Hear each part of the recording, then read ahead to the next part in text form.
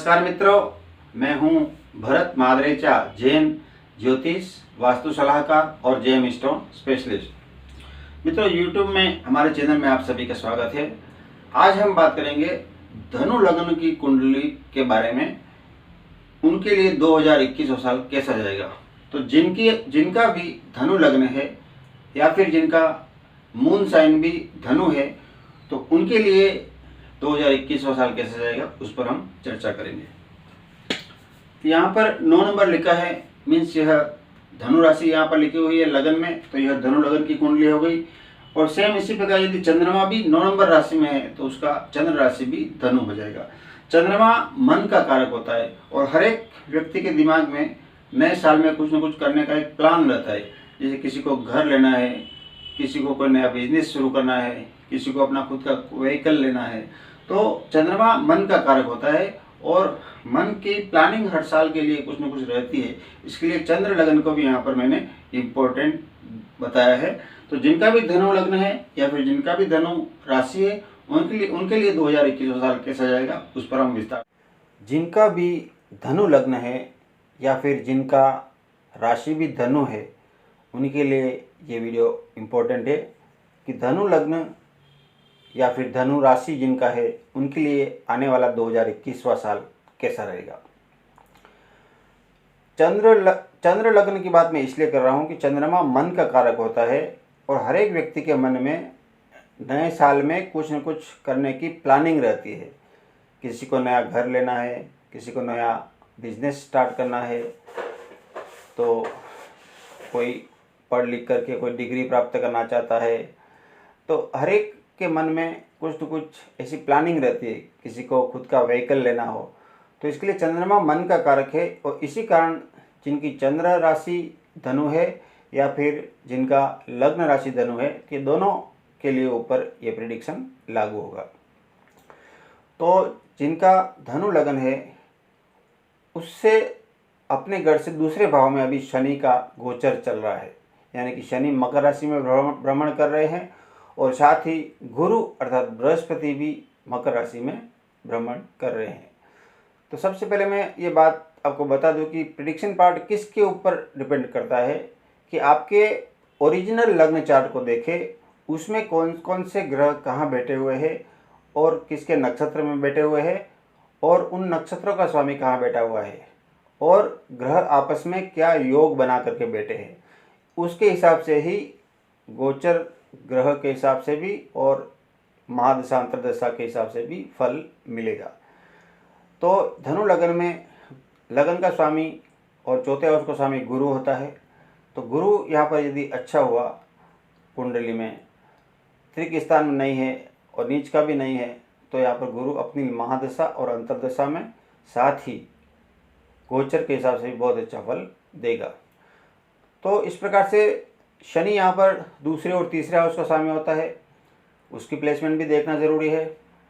5वें और 12वें हाउस का स्वामी मंगल होता है, उसकी भी प्लेसमेंट देखना चाहिए ओरिजिनल लग्न चार्ट में। राहु और केतु, राहु अभी वृषभ राशि में गोचर में भ्रमण कर रहे हैं और केतु वृश्चिक राशि में भ्रमण कर रहे हैं। और तो छठे घर का और 11वें हाउस का स्वामी शुक्र कहाँ बैठा है वो देखना है। बुध यहाँ पर 7वें और 10वें घर का स्वामी होता है, वो कहाँ पर बैठा हुआ है वो हिसाब से भी हमें फल गोचर में मिलेगा। 8वें घर का स्वामी धनु लगन में चंद्रमा होता है, तो यहाँ पर कर्क राशि आती है अष्टम घर में।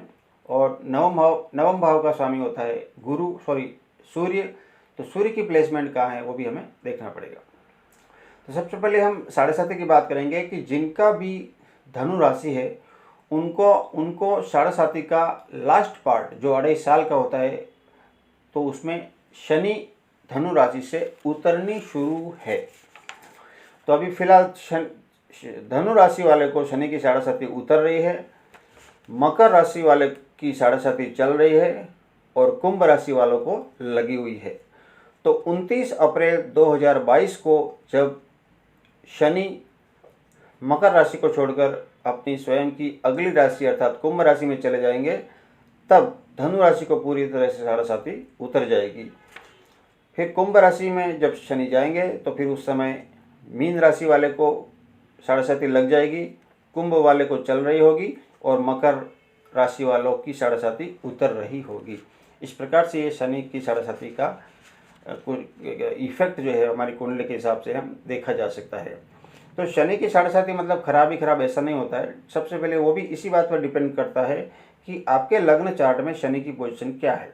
अगर शनि स्वयं बुरा योग बना करके बैठा है, शनि नीच का होकर के बैठा है, या 8वें 12वें हाउस में बैठ करके दृष्टि से खराब फल देने का योग बनाकर बैठा हुआ है, तो व्यक्ति को लाइफ में पूरी साढ़े में बहुत कष्ट का सामना करना पड़ेगा।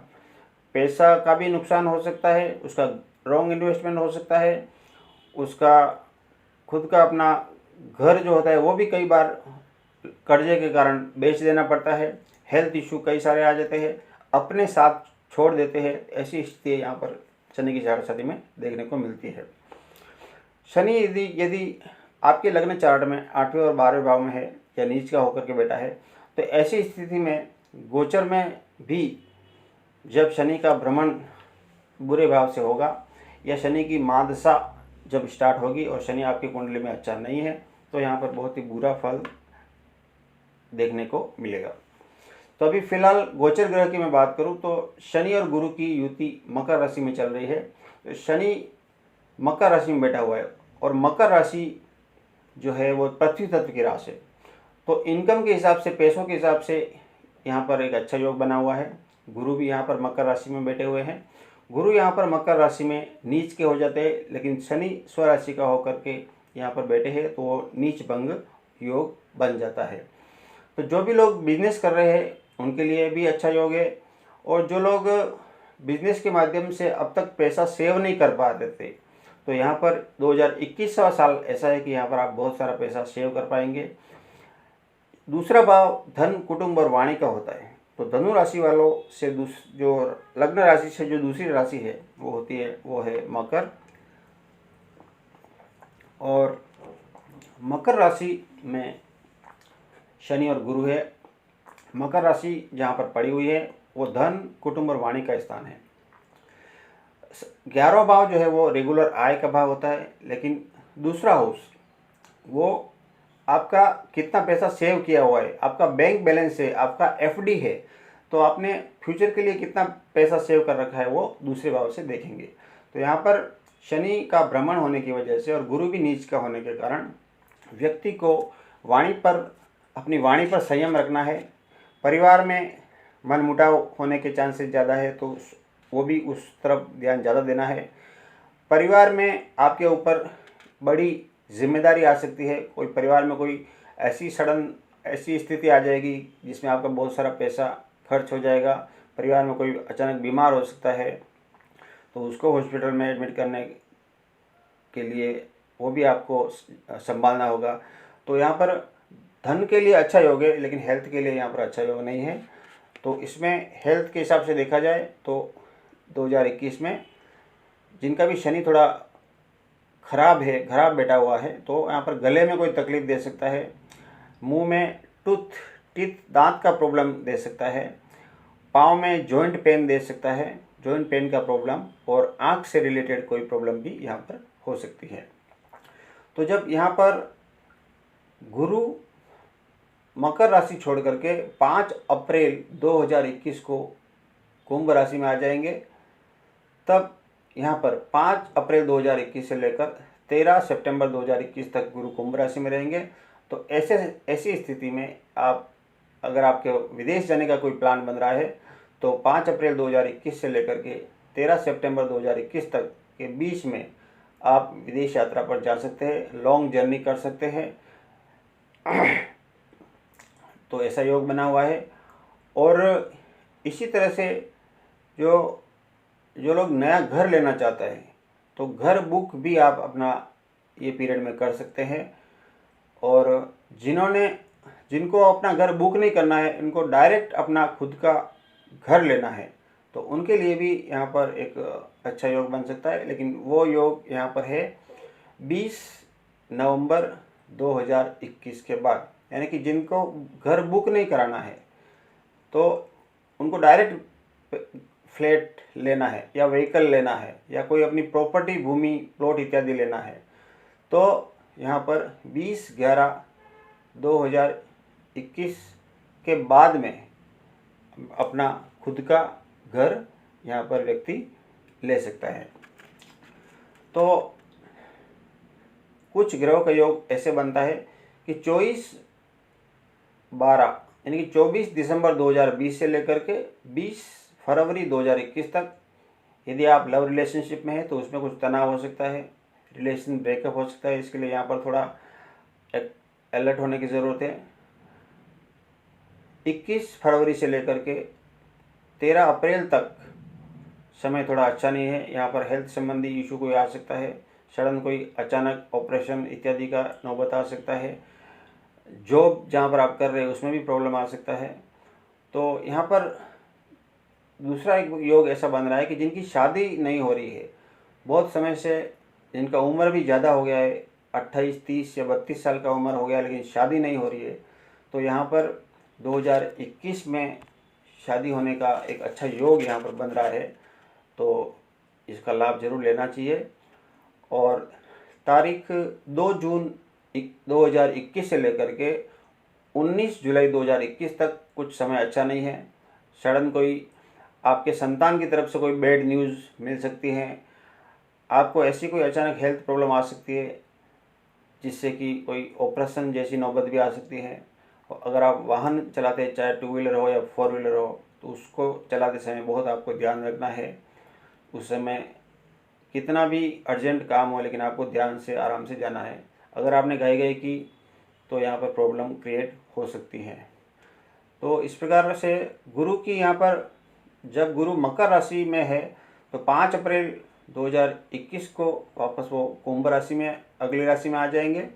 तो उस समय गुरु की 5वीं दृष्टि पड़ेगी सप्तम भाव पर, तो शादी तय होने के योग यहाँ पर बन जाते हैं।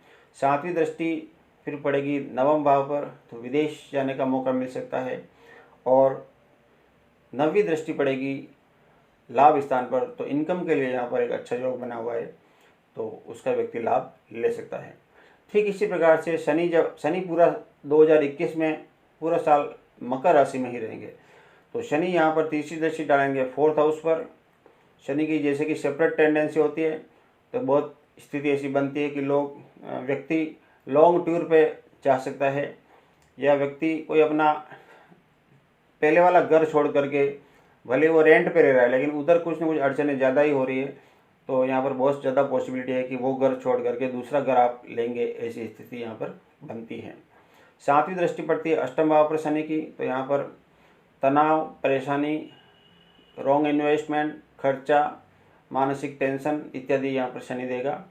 और 10वीं दृष्टि है लाभ स्थान पर, तो यहाँ पर लाभ स्थान के ऊपर दृष्टि है। इसका मतलब ये यहाँ पर एक पैसा आने के लिए योग यहाँ पर अच्छा माना जाता है। राहु और केतु का जहाँ तक सवाल है, राहु वृषभ राशि में 6th हाउस में है, जो कि उसकी मित्र राशि है। राहु वृषभ राशि में उच्च का भी माना जाता है। और केतु है अभी गोचर में वृश्चिक राशि में 12वें हाउस में, तो 12वें हाउस में केतु मोक्ष का कारक माना गया है। तो यहाँ पर यदि केतु की दशा महादशा अंतर्दशा चल रही है तो व्यक्ति धर्म, आध्यात्म, योग और साधना के प्रति जागरूक होता है, उसकी तरफ उसका झुकाव होता है। और लेकिन राहु और केतु ऐसे है ना, दो ये छाया ग्रह है, इनका अपना कोई अस्तित्व नहीं होता और ना ही इनकी अपनी कोई राशि होती है। लेकिन ये जिस भाव में बैठते हैं उस भाव का स्वामी यदि अच्छा प्लेस्ड है तो यहाँ पर राहु और केतु अच्छा फल देंगे। 6th हाउस में राहु वृषभ राशि में बैठे हुए, तो वृषभ राशि का स्वामी होता है शुक्र, और शुक्र की प्लेसमेंट कुंडली में यदि अच्छी हुई तो राहु की महादशा अंतर्दशा में बहुत अच्छा फल मिलेगा। सेम यही नियम केतु पर भी लागू होता है। केतु भी वृश्चिक राशि में उच्च का होता है, लेकिन मंगल कहाँ बैठा है उसके ऊपर डिपेंड करता है कि केतु यहाँ पर कैसा फल देगा। तो इस प्रकार से आपने समझा कि ओवरऑल धन के लिए, पैसों के लिए, बिजनेस के लिए यहाँ पर एक अच्छा योग जरूर बन जाता है। लेकिन बीच में 2021 हर तरह से हमेशा अच्छा जाएगा ऐसा भी नहीं होगा, क्योंकि यहाँ पर मई के बाद में यानी कि जून, जुलाई, अगस्त, सितंबर, ये 4-5 महीने जो रहेंगे, जो लोग बिजनेस कर रहे हैं उनके लिए थोड़ी मंदी का सामना करना पड़ेगा। जहाँ से पेमेंट आने की उम्मीद होगी वहाँ से पेमेंट उतना आएगा नहीं, तो ऐसी स्थिति यहाँ पर देखने को मिलेगी। अदरवाइज 2021 में शनिदेव पृथ्वी तत्व की राशि अपनी खुद की राशि में भ्रमण कर रहे हैं, तो यहाँ पर एक अच्छा योग है। धन और इनकम के हिसाब से अच्छा योग है। हेल्थ की दृष्टि से कुछ अच्छा नहीं है। और जिनकी भी कुंडली में यदि शनि खराब पड़ा हुआ है, बुरा योग बना करके बैठा है, तो निश्चित रूप से सिंपल उपाय करके शनि ग्रह को शांत किया जा सकता है। तो जिनको भी ऐसा उपाय जानना है तो आप ज़रूर हमसे संपर्क कर सकते हैं। तो मित्रों, ये था धनु लग्न और धनु राशि वालों का लिए 2021 साल कैसा जाएगा। मिलते हैं अगले वीडियो में फिर एक नए टॉपिक के साथ में। तब तक के लिए धन्यवाद। तो मित्रों, आपको भी यदि जन्म कुंडली दिखाना है, आप हमसे दिए गए नंबरों पर अपॉइंटमेंट लेकर हमारे ऑफिस में आ सकते हैं। या फिर आप मुंबई थाने में नहीं हैं, इंडिया के किसी भी शहर में रहते हैं, या आप इंडिया के बाहर कोई भी कंट्री से है, फिर भी आपको अगर कुंडली कंसल्टेशन चाहिए तो हम फ़ोन पे भी कंसल्ट करते हैं, तो आप हमसे संपर्क कर सकते हैं। उत्तम क्वालिटी के जेम स्टोन, प्रॉपर ग्रेविटी के जेन्युइन यदि आपको घर बैठे मंगाना है तो भी आप हमसे संपर्क कर सकते हैं। आपके घर, दुकान, मकान, फैक्ट्री, बंगलो इत्यादि का वास्तु विजिट करवाना है तो वास्तु विजिट करवाने के लिए आप हमसे संपर्क कर सकते हैं। तो मित्रों, आपको भी यदि हमारा वीडियो पसंद आया हो तो उसे आप लाइक करें, शेयर करें, सब्सक्राइब करें और साथ ही बेल आइकन ज़रूर पुश करें, ताकि जब भी हमारा नया वीडियो अपलोड होगा आप उसे सबसे पहले देख पाएंगे। तो मित्रों, आज के लिए बस इतना ही। धन्यवाद।